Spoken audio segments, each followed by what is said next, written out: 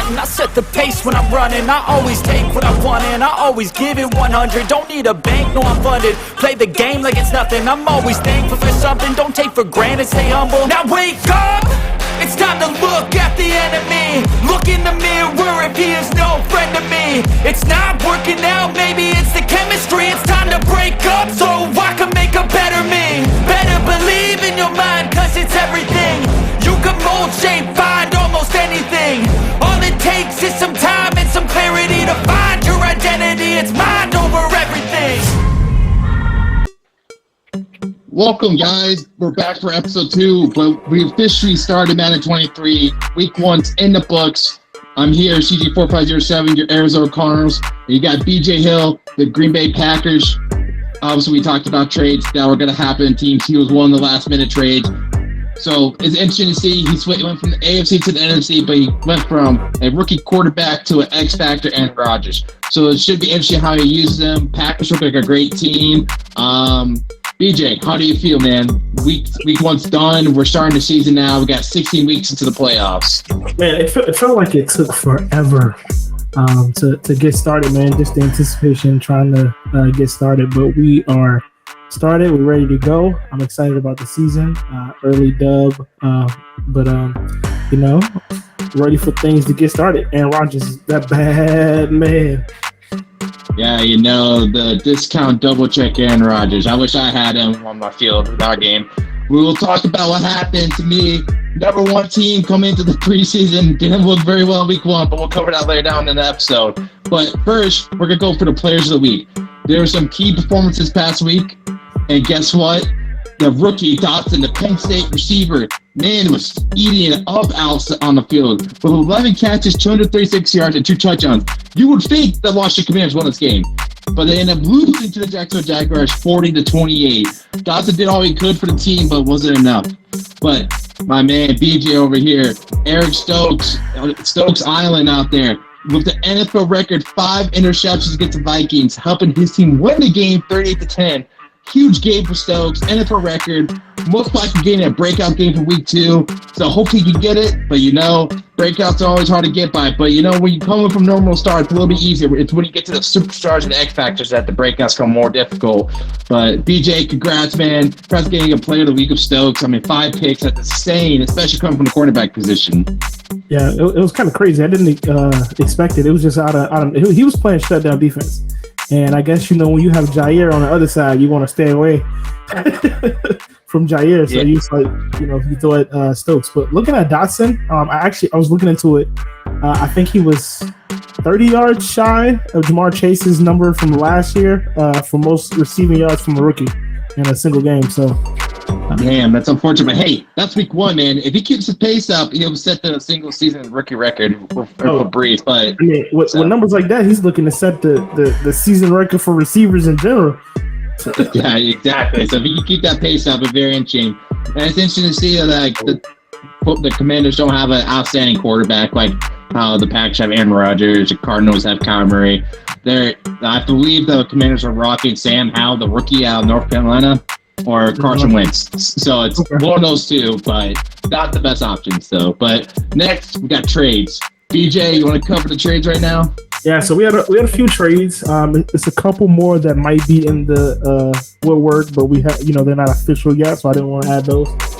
So first one we had the one and only number 1. He got a little frustrated after the first week, and he decided somebody had to go, and so Cowboys send Zeke to the Cardinals, holding over there for a 2023 second overall pick, or second round pick, excuse me, and Hollywood Brown. So he got with some speed to get that X Factor running back, or is he superstar X Factor? Superstar running back. So he's to get that superstar running back, great runner, as well as receiver out of the backfield. Zeke is.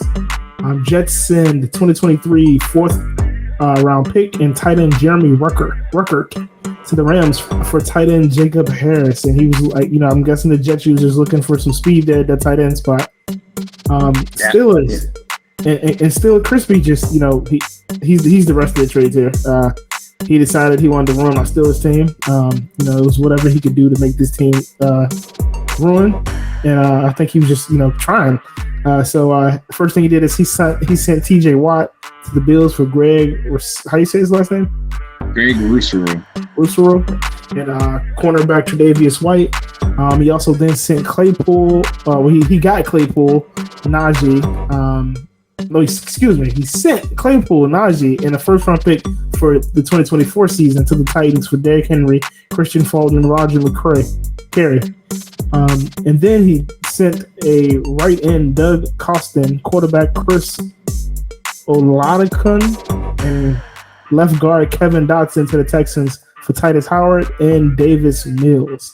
That last trade, we don't know. I have no idea what that was. I'll start speaking about some of these trades. I'll pick my trade first. Week 1, I realized I needed a running back to run the ball. James Conner wasn't getting it done. We signed a McAllister, a rookie out of Charleston. The man had his shining moments, but he had a costly fumble in the red zone because it was a big game changer. One of the few big changes in that game. So I said, man, we need to get a running game. And then it was top at 23 is playing. Pass blocking, it's hit or miss. If you have a great offensive line, you get time, and you have a quarterback who has protect you out get time. But if you don't have those things, you might not get time. So to ease the pressure, I said, you know what, let's go get a strong running back to make the running game much stronger. So we went out there, looked for trades. Cowboys, they want to speed a receiver. We have plenty of speed on the bench. Well, Rondell Moore and Andy Isabella. So I said, I can send Hollywood away. He's not the biggest need right now. We need a running back, and we got Zeke Alvis. So I am so happy about that trade.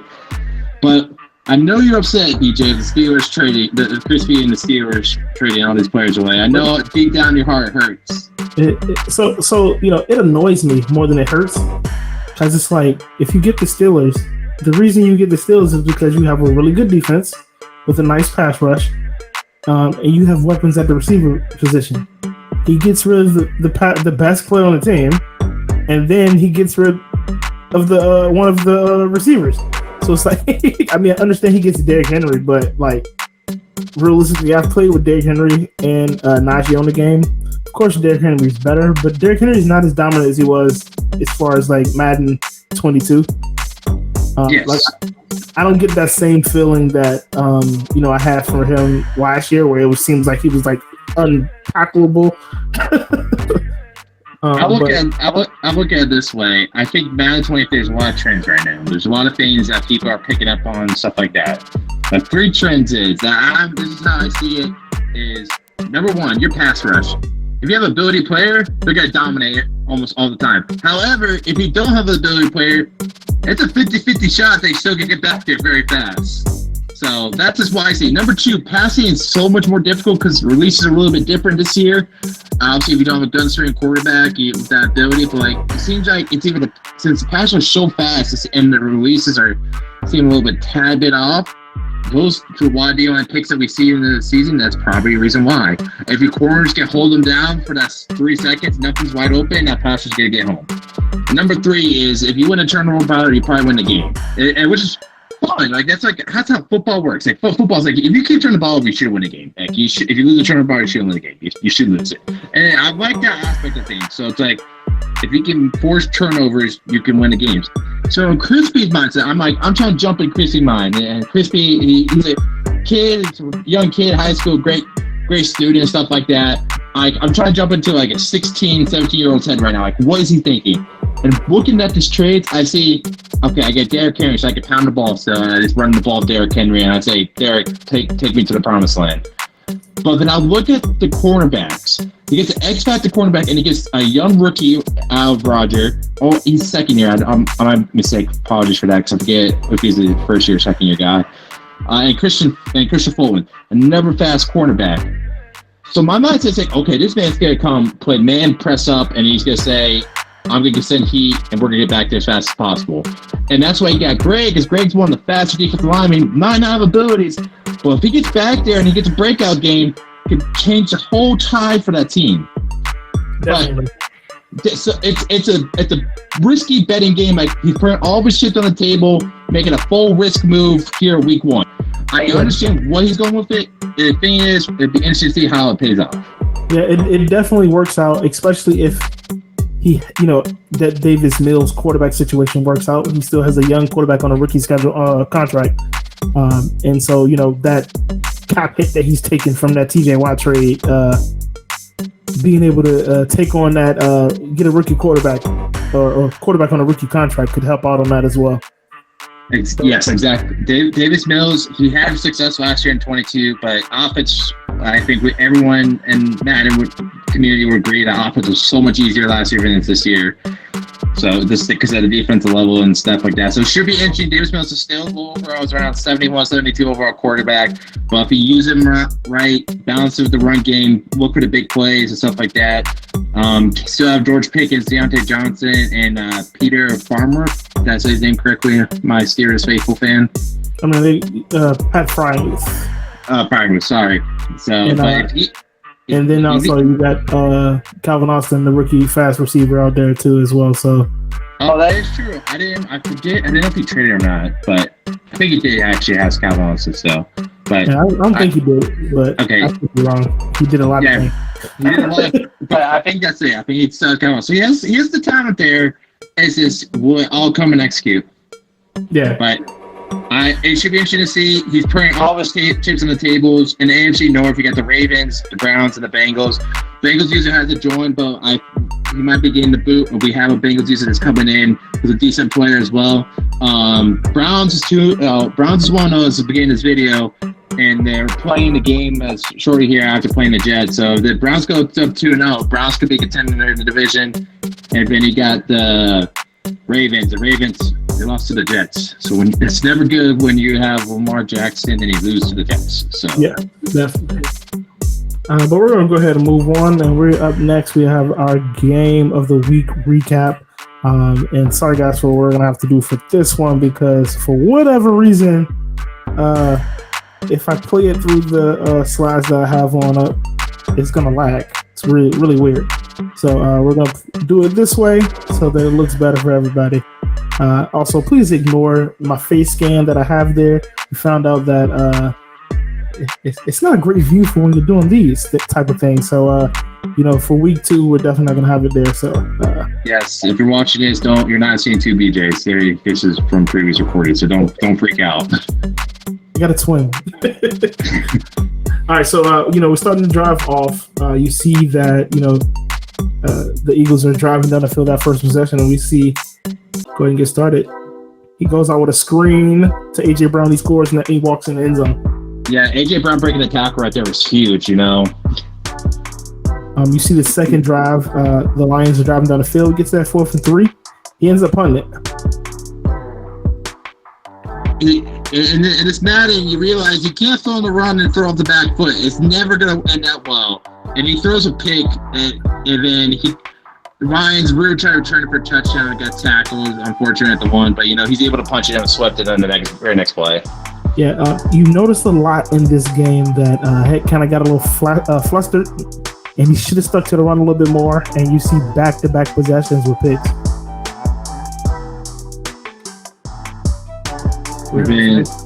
It's 3rd and 25. He makes a big play to get to 4th and 2.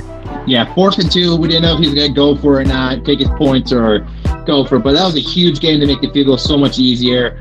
Kicking it back that far is never easy if you don't have a focused kicker and if you don't trust your kick meter, because you never know, it might lag, might not lag. So that was a big play, getting field goal range and coming up to draw it.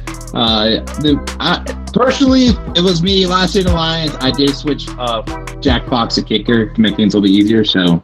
Yeah, and we get a big stop here, 4th and 5 for the Eagles. So after settling for that field goal, I think I might have went for it on that 4th and 2, especially after picking up 23 on the play before.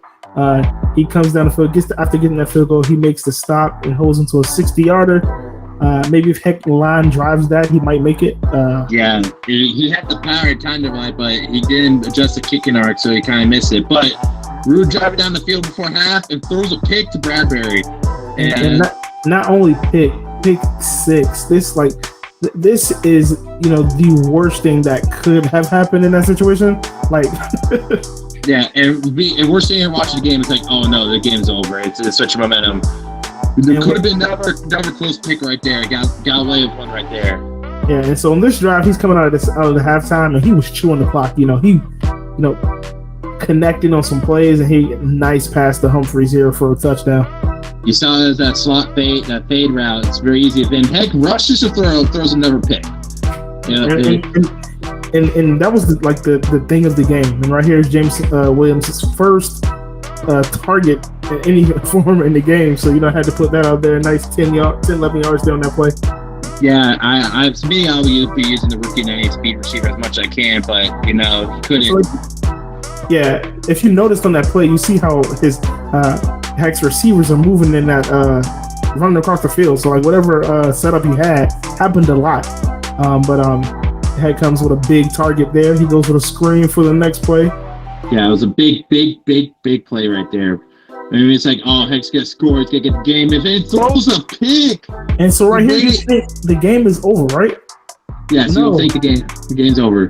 First down. That's it. Sack. Patrick Cox. You think, let me stop playing and run the ball. No, now it's 30-16. 30-16. But here's the play of the game. This is where we lost our minds. Heck is caught switching to DBs again. Bradbury runs all the way across the field, gets the pick, and returns it for 6. If that guy was on any other route, he would have got it. But he ran to one route that Bradbury could catch up and pick. Any other route, that's a possible touchdown. And he comes back, and that could have been another big play by Bradbury right there. We talked about. And he's driving right here. He drops back for. He's rolling out to the right, and I feel like he was doing some things to figure out how he can lose this game, because that's a possible fumble there for no reason. And we come out here 3-1. It's options. Oh my goodness! After that point, I was like, wow, that should. Bill BJ both said that should have been a pick, but somehow the guy didn't catch it. But it doesn't matter. He gets it back. He's gonna give it to him anyways. This time he doesn't score. He catches him, but you think that's what's best, because I could probably score a touchdown. And Devontae Smith, I remember this play. That was a huge catch. Coming back to Moss over the linebacker, so it was huge. And then Miles Sanders on the toss for the touchdown. And then the Lions come out, and me and DJ are watching it, and we see Tim Boyle on the field. Like, what is Tim Boyle? He comes down the field and throws a 25-yard dodge. It's like, okay, Tim Boyle's in the game. He got this. But then the very next play, Jared Goff comes in. So we were madly confused what's going on right now. And this is the very next play right there. That dump off to Swift. And Goff stays in, and he fires one similar to what you've seen from Boyle over there. If it gets into the red zone, time's ticking, time's up. Heck comes to the man coverage and gets beat by the Caesars route. I understand what Heck was thinking. It was a good play call, but the problem is linebackers still can't jump super high. And Dean was just a little bit behind, and he couldn't catch back up. And then the game-sealing pick, man. But, man, you had to be there to watch the last 2 minutes. Those last 2 minutes was you like, Ruth's trying to lose the game. Heck's trying to lose the game. And it was some very questionable play combo. It was a great game of the week 1. So, but we will talk about game of the week 2 in a short bit. However, we got to talk about the Cardinals. Myself, the number 1 team coming into the season.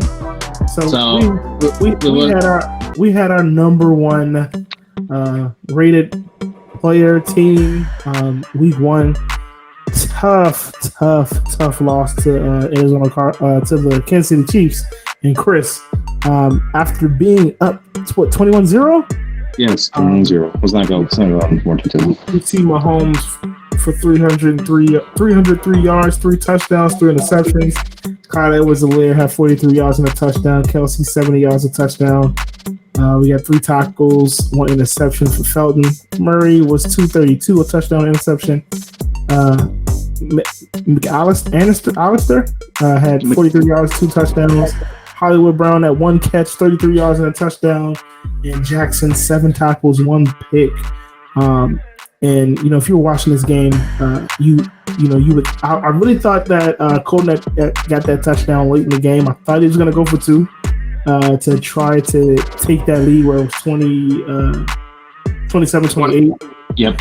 And he just, decided to go ahead and tie the game up. I think because of how that game was kind of going for him, he didn't want to risk it. But how do you feel about that first game? So, as we saw, like, we're watching Heck through the game, you saw Heck throw, Roof threw a pick in the red zone. That was a big thing.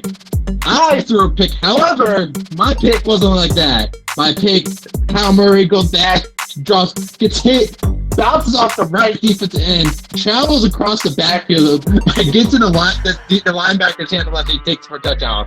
I was up 21-7 at that point. Had field goal points too. I was like, we'll see if we get a touchdown. Wasn't gonna risk anything. Had an open route. I just got hit with throwing, and literally the ball traveled like 5 yards in the backfield. Then never got in for a pick. Pick six. Chris comes back in the half, gets the ball. 21-21. I was like, okay, it's fine. You know what? Let's focus. We drive down, punt the next drive, but we hold in the next drive, and we drive down the field again. And then McAllister is not the highest of the world. Running back home into that. But however, I learned the Bible lesson in 23. You could be unconservative, and you will still fumble the football. Which is crazy because that never happened last year. That's the reason why he did it.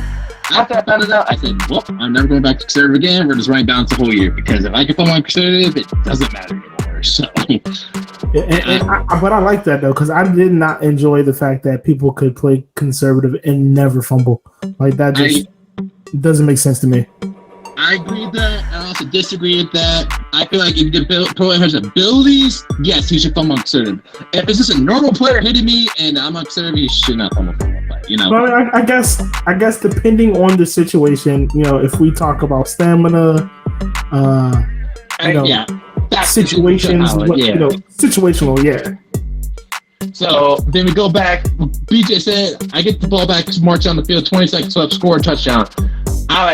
At that point, like how everyone's going that game, I didn't trust anything. You know, Madis just wants me to lose. So I kicked the extra point, hopefully win the coin toss. They lost the coin toss, they lost the game. So we could not stop a high ball to Kelsey or any other tight end. Simmons and Collins forgot that they had to jump to play football. They followed everything was on the ground. So, and also with Cole Hardman's animal and curl routes, we could never cover a curl route to save our lives. So we fixed that. We have made some trades. We got a run game now. So we don't have a running back at McAllister from in the red zone. Change up the scheme a little bit. Going back to the old roots of Madden. I think this is what people are so focused on passing. Previous Madden. I think the last true Madden where you had to run the ball very effectively and you could win games was Madden 19. Maybe Madden 20, but was 19 the one with the OP stretch plays? I think so. That was the Antonio Brown cover one. I don't know if that was it. Yeah. So it's not OP, but if you have a good run game, it takes a lot of pressure off your tackles in the passing game. So, but you know, 19 also had a really good pass rush as well. Yes. So you kind of see trends for 3 years, I guess. They're going to switch back to some old mechanics. So it's understanding the game and how everything works in that. I feel like it's how people are going to find different playing styles how to do it. So that's what I figured out. I'm going back to the roots. More of the run, 60-40 run pass, the pass a little more, make things a little easier. But however, we'll move on to what is next. So our last thing was this Chargers versus Raiders game. Yeah, this game was crazy. You know, when we first saw the box score, I said 14-7. Jesus, what happened? I was like, when we go check the stats, maybe it was just a bunch of turnovers. No, not a bunch of turnovers. This great defense holding down everything.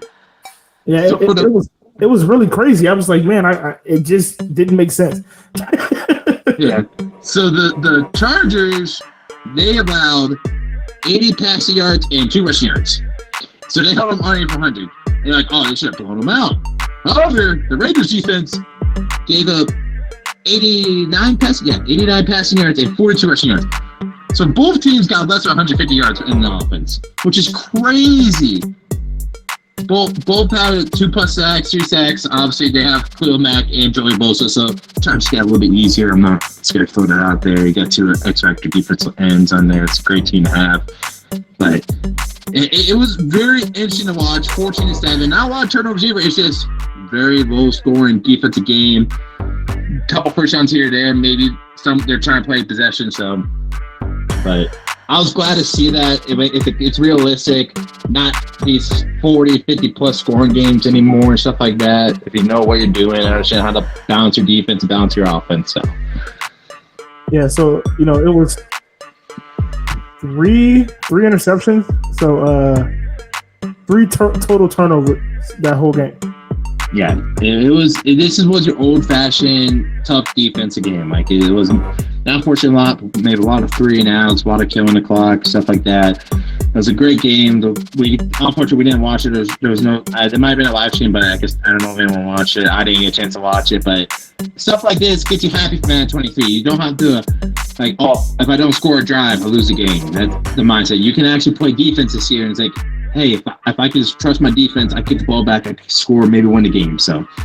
Yeah, it's definitely crazy because if you look at it, you think of 3 interceptions as well as they only, 2 sacks for the Raiders, 3 sacks for the Chargers. So it's not like it was like just a whole bunch of sacks or a whole bunch of picks. It just was like tough defense the entire game apparently. Yeah, so, but it was a very, very interesting week 1. I wrapped up week 1. We would still talk about week 2 game of the week. However, as we were shooting this video the first time, they posted in the group chat starting to streaming the game, so we didn't get to make the video first. So, but we'll cover game of the week 2 in a week 2 video, episode 3 recap, which was the Bills versus Titans. And I'm not telling you guys, we did not pay these people. We didn't slide any extra money in the Venmo, PayPal, Cash App. But I mean, if you like week 1's game of the week 2 was something else too. I mean, it was very interesting strategy, play calls, but the Bills and Titans, Snow and T didn't disappoint. Game of the week for week 2. I can't wait to talk about it later. I don't want to get up too much away, but BJ, first week is done. First recap video week 1 is done. Season's starting to get rolling. The train's starting to pick up some speed. How do you feel? I'm ready. I'm ready for my next game. That's all I can say right now. I'm excited, trying to see. First of all, try to get this Virgo game, but also just to get this offense rolling. We ride as Aaron Rodgers rides right now. We got I have a really young receiving core. I've been Sammy. I've been Randall Cobb. We've gone all young.